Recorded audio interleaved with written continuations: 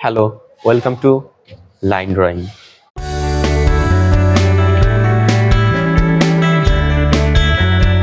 এর আগে আমরা শিখেছি কিভাবে লাইন প্র্যাকটিস করব এবং সার্কেল, ওভাল।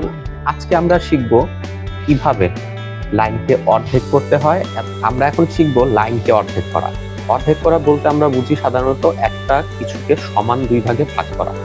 সেরকমই আমার হাতে এই যে লাইনটা, এটাকে আমি সমান দুই ভাগে যখন ভাগ করব, কিভাবে ভাগ করব এটাই আমরা শিখব।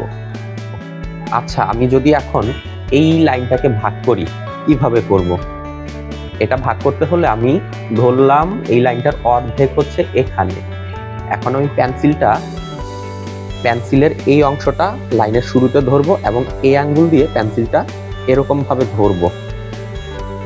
এখানে ধরলাম, এটা আমি ধরলাম, এটা অর্ধেক এখানে। এখন এটা ধরে আমি পেন্সিলটা নাড়বো না, পেন্সিলটা আবার এই অংশে, এই আঙ্গুলটা আমি এই অংশে বসাবো। বসানোর পর আমি দেখতেছি যে আমি যেটা অর্ধেক ভাবছি সেইটা এইটা না, এটা থেকে একটু কম হয়ে যাচ্ছে, তার মানে আমার পেন্সিলটা একটু বাড়াতে হবে। ওকে, আমি পেন্সিলটা একটু বাড়ালাম এবং আমার এই জায়গার আঙ্গুলটাও একটু সরালাম পিছনের দিকে।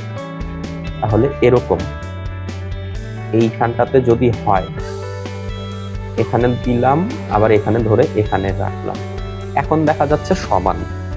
তাহলে আমি এই লাইনটাকে অর্ধেক করে ফেললাম। বুঝা গেল? এরকম ভাবে আমি লম্বা লাইনও যদি কোনো অর্ধেক করতে চাই, করতে পারবো।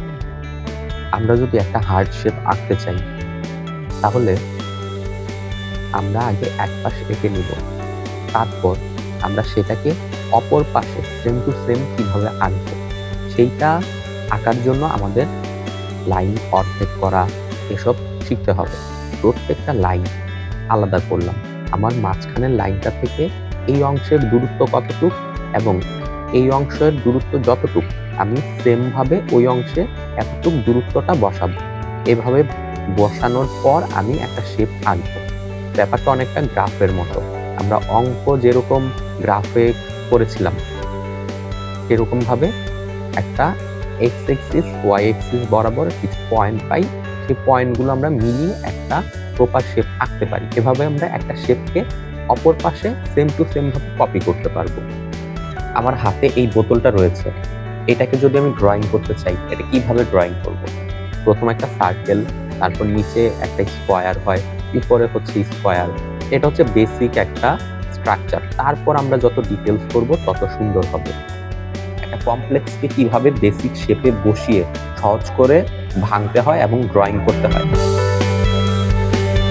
বোতলটা ড্রয়িং করলাম, বোতলের মধ্যেও এরকম ভাবে আমরা এক পাশ সমান রেখে অন্য পাশ সমান করলাম।